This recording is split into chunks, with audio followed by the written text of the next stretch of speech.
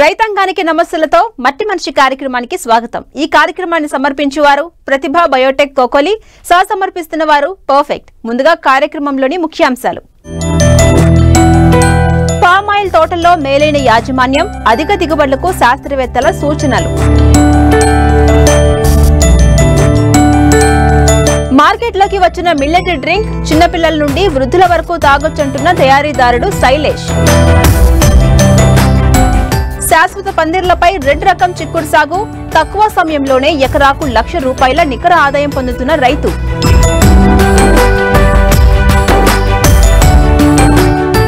Oil form తోటల విస్తీర్ణంలో ఆంధ్రప్రదేశ్ రాష్ట్రం దేశంలోనే మొదటి స్థానంలో నిలుస్తూ గర్వకారణంగా ఉంది. 2014 నుంచి ఆయిల్ ఫామ్ ధరల్లో తీవ్ర ఒడిదుడుకులు ఎదుర్కొన్న రైతు 2 ఏళ్లుగా పెరిగిన ధరలతో కొంత సంతృప్తిని వ్యక్తం చేస్తున్నాడు.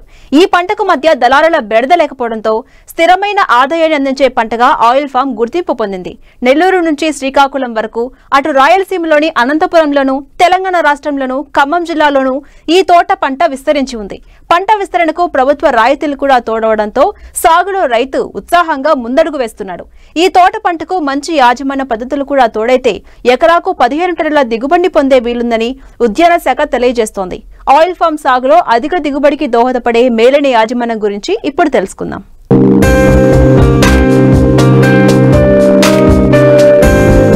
కోస్తా జిల్లాల్లో శరవేగంగా విస్తరిస్తున్న తోట పంట ఆయిల్ పామ్.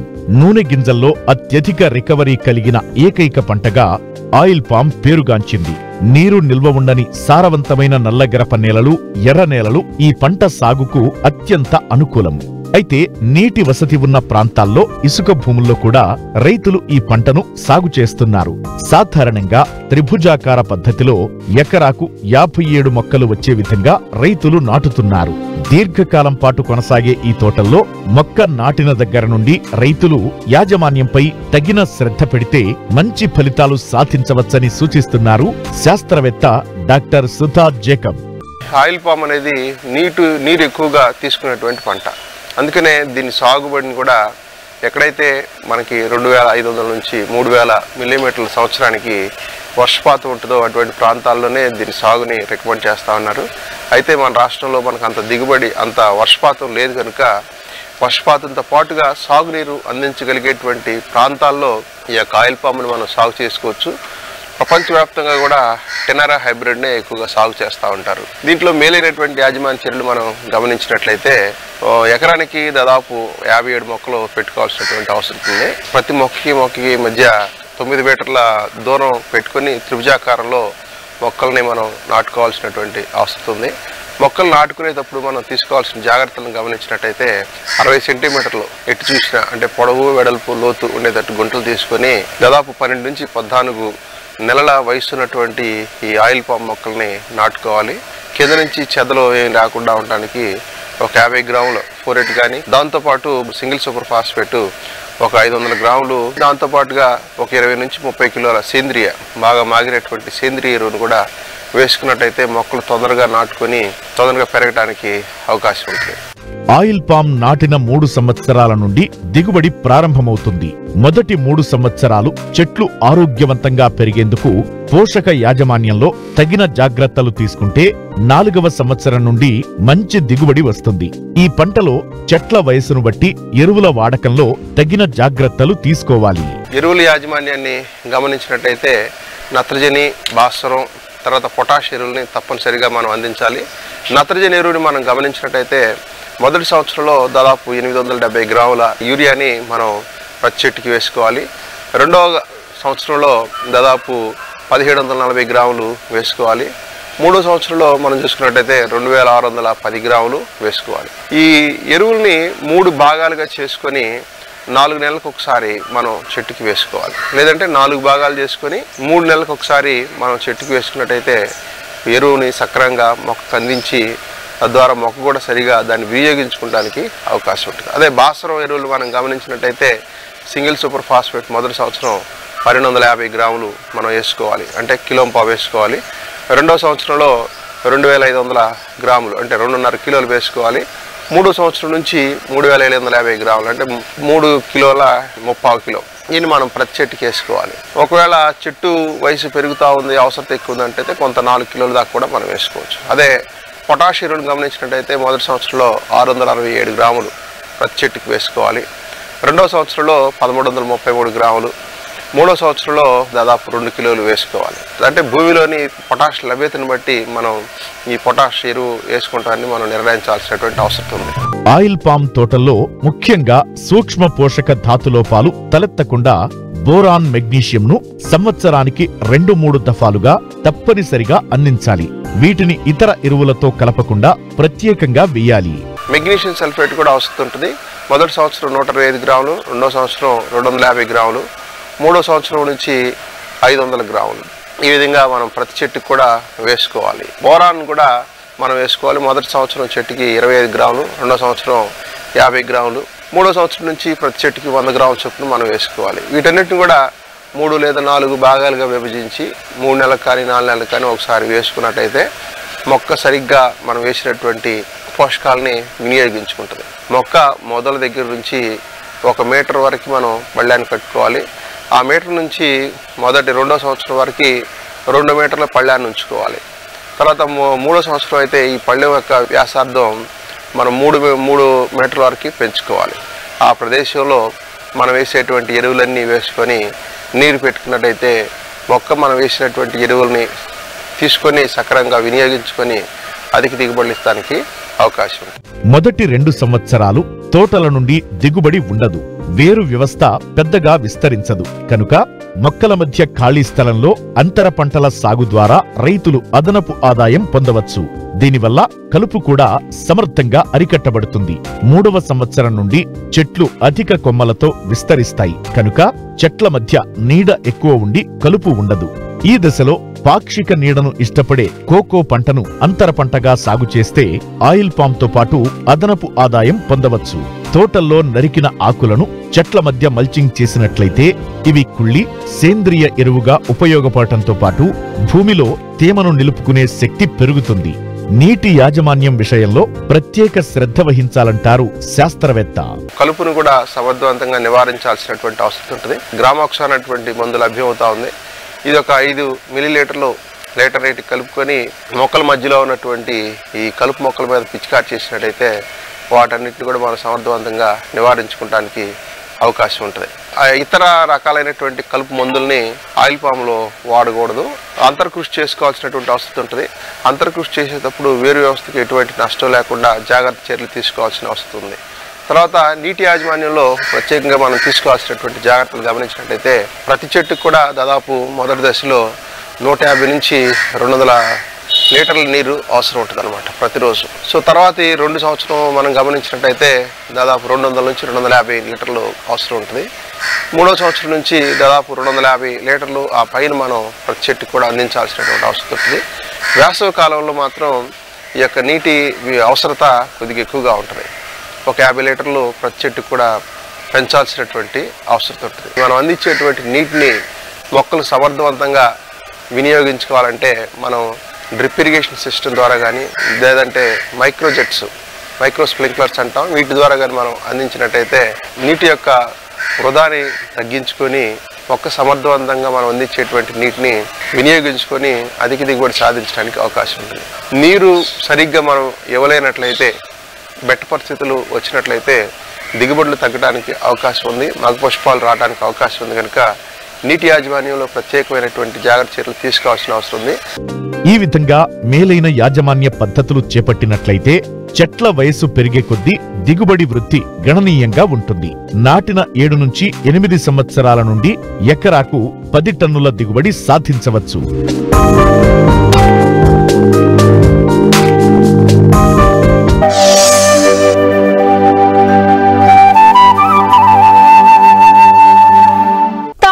కోకోకోలా, స్ప్రైట్ పేర్లు ఏదైనా చాలా వరకు కెమికల్స్ కలిసిన డ్రింకులే.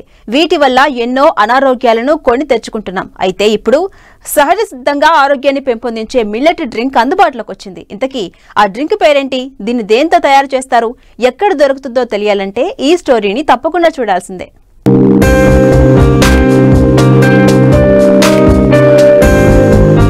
ఎవరి లక్ష్యం విలువైందో, ఎవరి సంకల్పం బలమైందో జీవన పోరాటంలో వారే విజేతలు.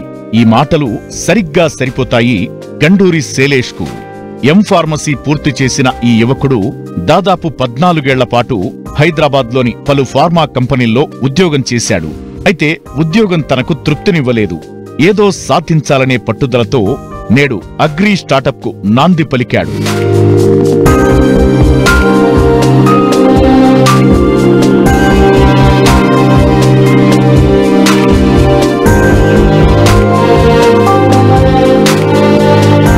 బాహ్య ప్రపంచంలో ఏ ఆశ కానరానప్పుడు మనకు మనమే వెలుగు దివ్యను రగిలించుకోవాలి. మన కలల ఊటను తవ్వుకోవాలి. అప్పుడే కల నెరవేరుతుంది. దీన్నే ముమ్మాటికి నెరవేర్చాడు యువకుడు శైలేష్. మొదటి నుండి రీసెర్చ్ పైనే ఆసక్తి ఉన్న ఈయన సొంతంగా ఏదో రూపొందించాలనే తపనను తన తోటి మిత్రులతో పంచుకునేవారు. ఇలా అనేక ఆలోచనల తరువాత మార్కెట్లో డిమాండ్ ఉన్న చిరుధాన్యాలతో ఉప ఉత్పత్తులను తయారు చేయాలనుకున్నారు. ఆలోచన వచ్చిందే తడవు. మొదట మిల్లెట్స్ తో సేమియాను తయారు చేశారు. అయితే అది అంతగా క్లిక్ కాకపోవడంతో మళ్లీ పరిశోధన మొదలుపెట్టారు. చివరిగా మిల్లెట్స్ డ్రింక్ తయారు చేశారు. అయితే యూనిట్ నెలకొల్పాలంటే పెట్టుబడి కావాలి. అంత మొత్తం లేకపోవడంతో జాతీయ వ్యవసాయ పరిశోధన యాజమాన్య సంస్థలో ఉన్న ఏ ఐడియాను సంప్రదించి తన ప్రాజెక్ట్ రిపోర్ట్ను సబ్మిట్ చేశారు. శైలేష్ ఇన్నోవేటివ్ ఐడియా నచ్చి ఏ ఐడియా 50 లక్షల గ్రాంట్ను అందించింది. దాంతో మేడ్చల్ జిల్లా ఐడిఏ బొల్లారంలో యూనిట్ను నెలకొల్పారు. డ్రింక్కు కావాల్సిన కొర్రలను రైతుల వద్ద కొనుగోలు చేసి బ్లెస్సీ బాడీ పేరుతో మిల్లెట్ డ్రింక్ తయారు చేస్తున్నారు.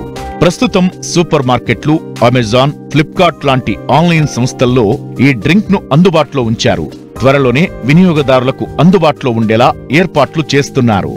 ఈ చిరుధాన్యాల వల్ల వచ్చే ఉపయోగాలు జనాలకు ఎట్లా అయినా సరే అందజేయాలి అని ఒక దృఢ సంకల్పంతో నేను ఈ మిల్లెట్స్తో ఒక డ్రింక్ ఎందుకు తయారు చేయకూడదు అనే ఒక ఆలోచన వచ్చిందండి.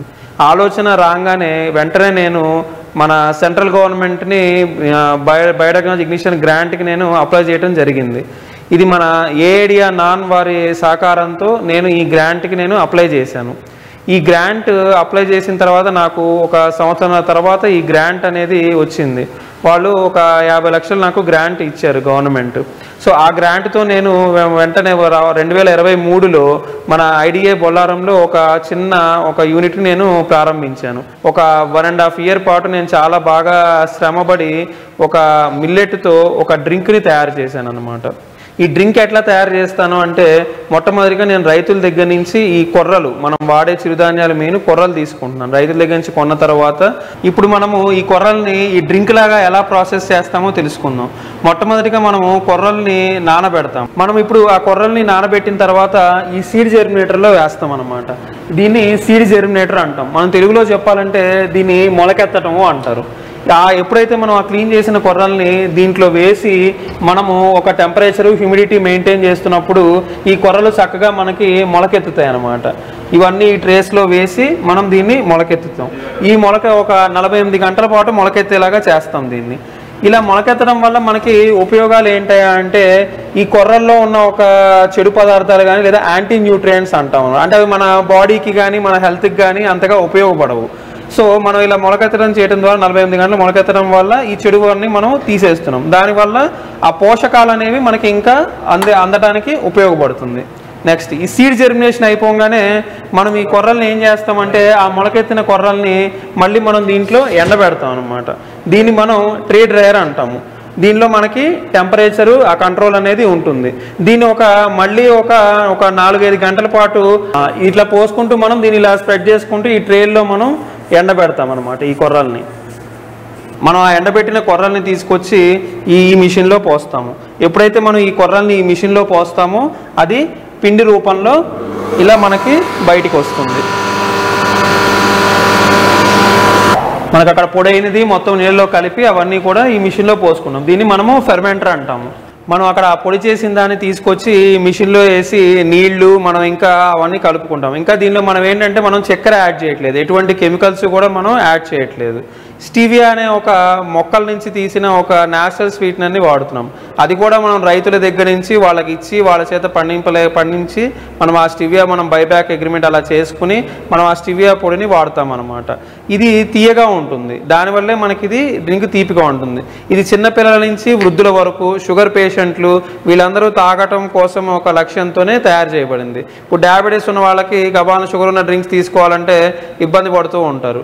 సో మనం ఆ ఇబ్బంది లేకుండా ఈ చిన్నపిల్లల దగ్గర నుంచి వృద్ధుల వరకు ఆరోగ్యంగా ఉండటం కోసం అందరికీ ఒక డ్రింక్ తయారు చేయాలనే ఒక ముఖ్య ఉద్దేశంతో ఒక హెల్త్ బెనిఫిట్స్, ఒక మన డైజెషన్ పెరగటం కానీ, ఈ స్ట్రెస్ లెవెల్స్ దూరం అవటం కానీ, ఈ ఒక్క బెనిఫిట్స్ వచ్చే విధంగా తయారు చేయబడే లక్ష్యంతో తయారు చేయబడినదే ఈ బ్లిస్ బాడీ యొక్క మిల్లెట్ డ్రింక్.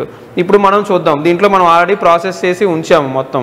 దాని తర్వాత ఇట్లాంటి మనం ఒక గ్లాస్ బాటిల్ అనమాట, ప్లాస్టిక్ కాకుండా ఒక గ్లాస్ బాటిల్, మన ఎన్విరాన్మెంట్కి ఉపయోగపడే విధంగా గ్లాస్ బాటిల్లో మనము ఇట్లా డైరెక్ట్గా మనము ఫిల్లింగ్ చేసుకుంటాం అన్నమాట. ఇది ప్రాసెస్ చేయడానికి. తర్వాత మనం ఇలా బాటిల్లో నింపుకున్న తర్వాత ఇలా క్యాపింగ్ చేసుకుంటాం. ఇలా మనం నింపిన తర్వాత ఇలా క్యాప్ పెట్టిన తర్వాత దీని చుట్టూ మనము ఇలా లేబుల్ వేస్తాం అన్నమాట. మనకి విటమిన్ B1, B3, B6 దీనిలో చాలా మెండుగా ఉన్నాయి. ఈ ప్రాసెస్ అంతా చేయటం వల్ల దీనిలో ఉన్న ప్రోటీన్ కంటెంట్ కూడా పెరుగుతోంది. కార్బోహైడ్రేట్స్, ప్రోటీను ఇవన్నీ కూడా దీంట్లో ఉన్నాయి. సో దీనివల్ల మీ రోగనిరోధక శక్తి పెంచుతుంది. అంతేకాకుండా మిల్లెట్లో ఉన్న పాలిఫినాల్స్, ఫ్లావనాయిడ్స్ అనే కెమికల్ కాంపౌండ్స్ వల్ల ఇవి యాంటీ ఆక్సిడెంట్స్గా ఉపయోగపడి మీకు ముందు క్యాన్సర్ అవి రాకుండా ఉపయోగపడతాయి. రోగనిరోధక శక్తి పెరుగుతుంది, జీర్ణశక్తి పెరుగుతుంది. మన స్ట్రెస్ లెవెల్స్ని కూడా ఇది మేనేజ్ చేయడానికి ఉపయోగపడుతుంది. మన డైజెషన్ బాగుంటే, మన జీర్ణశక్తి బాగుంటే మన మూడ్ బాగుంటుంది. సో అందుకే మేము పేరు కూడా బ్లిస్ బాడీ అని పెట్టామన్నమాట. మనకు ఒక లైటర్ ఫీలింగ్ ఇస్తుంది తాగిన వెంటనే. ఇప్పుడు మనకి మార్కెట్లో మనం ఏది చూసినా కానీ కొబ్బరి నీళ్ళు తప్ప మనకి ఏ న్యాచురల్ డ్రింకు లేదు. మిగతావన్నీ కూడా మనకి కెమికల్స్ అవన్నీ వేసి, షుగర్ అవన్నీ వేసి చేసిన ఆర్టిఫిషియల్ డ్రింక్సే. చిన్నపిల్లల నుంచి పెద్దవాళ్ళ వరకు మీకు కూల్ డ్రింక్ అనే ఒక ఆలోచన వచ్చినప్పుడల్లా ఈ బ్లిస్ బాడీని తీసుకుంటే మీరు చాలా ఆరోగ్యంగా ఉంటారు. దీనికి మనకి ఇది ప్రొప్రైటరీ ఫుడ్. మన FSSAI అధికారులు, ఫుడ్ లైసెన్స్ ఇచ్చేవాళ్ళు కూడా దీనికి ఖచ్చితంగా అనలైజ్ చేశారు, తనిఖీలు చేశారు. అన్నీ చేసిన తర్వాతే మనకి అప్రూవల్స్ ఇచ్చారనమాట. నాకు FSSAI అప్రూవల్ కూడా ఉంది దీనికి. ఇది దేశంలోనే మొట్టమొదటిగా తయారు చేయబడిన మిల్లెట్ ఫెర్మెంటెడ్ డ్రింక్. అది కూడా గవర్నమెంట్ వారి సహకారంతోనే తయారు చేయబడింది. ఇది మన మాట బాట ఏదైనా సరే ముందు తరాలను దృష్టిలో పెట్టుకుని అడుగు ముందుకు పడాలి. అలా పడితేనే ఆయా రంగంలో విజయం త్వరగా చేరుతుంది. అంతేకాదు, కష్టపడే తత్వం, వినూత్న ఆలోచనలు తోడైతే ఇక వెనుదిరిగే ప్రసక్తే ఉండదని నిరూపిస్తున్నారు శైలేష్.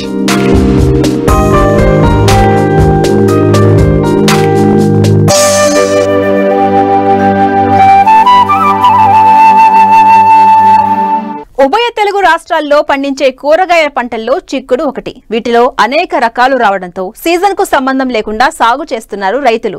ఈ కోవలోనే కొత్త రకం రెడ్ చిక్కుడును ఎకరంలో సాగు చేస్తున్నారు పశ్చిమ గోదావరి జిల్లాకు చెందిన ఓ రైతు. మార్కెట్లో కూడా మంచి ధర లభిస్తుండటంతో తక్కువ సమయంలోనే ఎకరాకు ₹1,00,000 నికర ఆదాయం పొందుతున్నారు.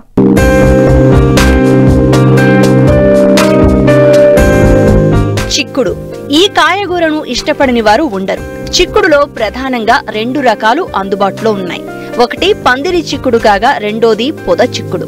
పందిరి చిక్కుడు కొంచెం ఖర్చుతో కూడుకున్న పని. ఇంకోటి పందిర్లు అవసరం లేని పాదు చిక్కుడు. ఇటీవల కాలంలో ఈ పాదు చిక్కుడు సాగు విస్తీర్ణం అధికంగా పెరిగింది. అయితే ఇటీవల కాలంలో శాస్త్రవేత్తలు పందిరి చిక్కుడులో రెడ్ చిక్కుడు రకాన్ని రూపొందించారు. ఇందులో పుష్కలంగా పోషకాలు ఉండడంతో మార్కెట్లో మంచి డిమాండ్ ఏర్పడింది. అందుకే పశ్చిమ గోదావరి జిల్లా తాడేపల్లిగూడెం మండలం వెంకటరామన్నగూడెంకు చెందిన రైతు కొండలరావు ఎకరంలో శాశ్వత పందిరి విధానంలో రెడ్ చిక్కుడు సాగు చేస్తున్నారు. నాటిన 50 రోజుల నుండే దిగుబడి ప్రారంభమవుతూ ఉండడం, ఇటు మార్కెట్లో కూడా మంచి డిమాండ్ ఉండడంతో తక్కువ సమయంలోనే అధిక లాభాలను పొందుతున్నారు. ప్రస్తుతానికి ఒక ఎకరం చిక్కుడు పెట్టాను. దీన్ని ఎర్చొకటి దానికి మామూలు మందు కొట్టుకుంటా, కూలీలు కొట్టుకుంటా చేస్తామండి. విత్తనాలు మనం తెలియచేయాలని తెచ్చామండి. ఎకరానికి ఉంటే తవుడు గింజలు తవుడున్నర పడతాయండి. పడుతుందండి ఒక 500, 600 కానీ 700 దాకా పడుతుందండి విత్తనాలు బట్టండి. దిగుబడి అంటే మనకి కాయని బట్టి అండి, మన పూత కాసే బట్టి మందులు కొట్లే బట్టి వద్దండి. లెక్క అయితే పురుగు పట్టుకుంటే మన తుఫాన్ లాగా ఉంటే ఎక్కడెక్కడ పోయి ఎక్కడానికి ₹1,00,000 మిగులుతాయండి. ఫస్ట్ గింజెట్టిన కానీ మనం దానికి కొస కట్టాలండి. కొస కట్టి మందు కొట్టుకుంటూ ఉండాలండి. తక్కువ పోతరాని చూపు తక్కువ మందు కొట్టుకోవాలండి. పందిరు తంబాల పందిరు అనేది ఎక్కడానికి వచ్చి ₹1,50,000 దాకా అవుతుందండి. ఊరు వెళ్ళి వేసిన కానీ కూలీలు ఖర్చు అన్నీ అండి తంబాలతోనే ఎత్తండి. తెగులు బూసి తెగులు వస్తుందండి. మచ్చ తెగులు వద్దండి. పురుగు మొదలు సాగు వస్తుందండి. అది మొదలు సాగుకేమో మామూలుగా నేటివ్ కట్ట పోతామండి. పురుగుల మందులు 9 అండి, లేజెంటు, బయలడ్డు, ఎస్ అటువంటివి కొడతామండి. తెగులకేమో నేటివ్ కస్తూరి కొడతామండి. పొటాస్ అంటే 14-30 వేస్తామండి. 45 రోజులకి పూత వస్తుందండి. అంటే మనకి చేతికాయ వచ్చే 50 రోజులు పడుతుందండి. కట్టడానికి వారానికి ఒకసారి పూత చేస్తామండి. కాయ కోసినామంటే మళ్ళీ పురుగు మందు కొట్టాలండి. తెగులకి పురుగు మందు. నీరు ఆరాలండి. నల్లతడి ఆరేపటికి పెడతా ఉండాలండి. వారాన్ని పట్టచ్చు, 10 రోజులైనా పెట్టవచ్చండి. కొంచెం లేట్ అయినా పోదలకి ఇబ్బంది అవుతుందండి. చాలుకి మొల కన్నాలతో చాలు పెడతామండి. మొలతడికి ఓ కోతకు వచ్చి 7-8 క్వింటాలు తెగాలండి. మన తుఫాను వల్ల పోయిందండి. గట్టిగా తెగితే 7-8 క్వింటాలు తెగుతుందండి. పురుగు మందులకైతే కూలీల ఖర్చు అయితే మొత్తం ₹1,00,000 పైన వద్దండి. పందిరి ఖర్చు కాక మనం ఎక్కడెక్కడ పోయో ₹1,00,000 దాకా మిగిలితాయండి. ఎకరానికి వచ్చి చేసుకోవచ్చండి, పర్లేదండి. దీన్ని కొంచెం పెట్టుబడి ఎక్కువద్దండి. ఎర్రచుక్కుడు అనేవాడు కొంచెం పెట్టుబడి ఎక్కువద్దండి. మచ్చత్వం కానీ అలా చేస్తుందండి. అది పచ్చకుడు కదా కొంచెం పెట్టుబడి తక్కువద్దండి. ఇప్పుడు శీతాకాలం కదండి, శీతాకాలం వల్ల మచ్చ ఎక్కువ వస్తుందండి దీనికి.